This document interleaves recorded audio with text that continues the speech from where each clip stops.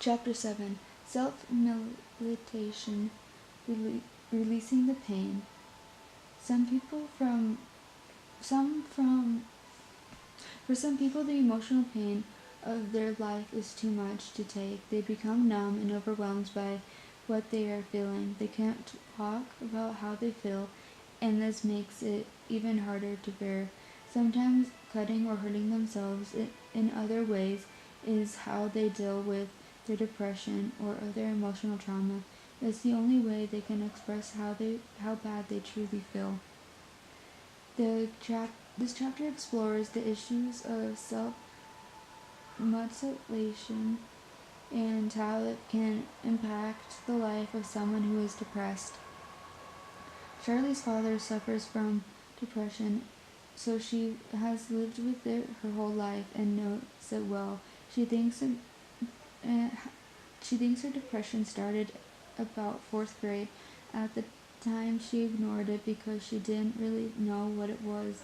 She just felt as if she had lost something. She changed schools after 6th grade and had a hard time leaving all the friends she had been with since kindergarten. Being scared of growing up and having things change really caught her. By the time she was in grade 7, Claire was severely depressed. She started cutting herself, but hid her depression from her friends and family. She finally realized that she couldn't continue putting so much energy into pretending she was happy and that everything was okay. Her parents found out she was cutting herself and took her to see a psychiatrist. They made me realize something was really wrong. I had just thought that was the way I was because I had been like that for so long. I was used to it. It was really a long time. 3 whole years of being blah. Talking about her feelings was hard for Claire, and although she is still seeing the same counselor, she doesn't really like going. Cutting was a release for Claire. Sometimes she would skip class and go to the corner store to buy razor blades so she could cut in the school bathroom. Sometimes her need to cut was so great it felt like an emergency. She had to do it. Claire's psychiatrist prescribed antidepressants, and that helped a lot. It kind of filled in the hole she had been feeling.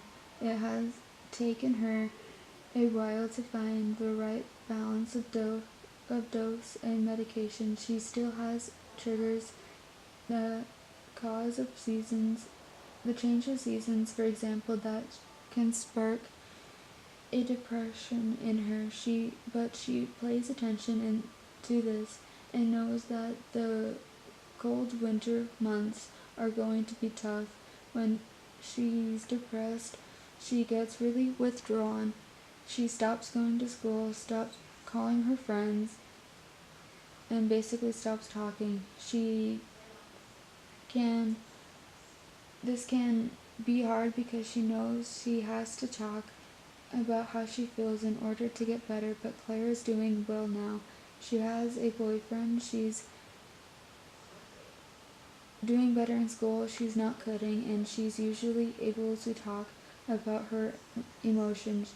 She felt good, but says depression is something you don't get rid of. It's not going to suddenly be there. It can definitely come back when you least expect it. You may know people who hurt themselves, or you may have noticed unusual scars on your friend's arms or legs. You may have noticed other kids talking about cutting or burning. These are self-harming behaviors and are called self-mutilation. This can be a scary and confusing issue both for the people who hurt themselves and for their friends and family.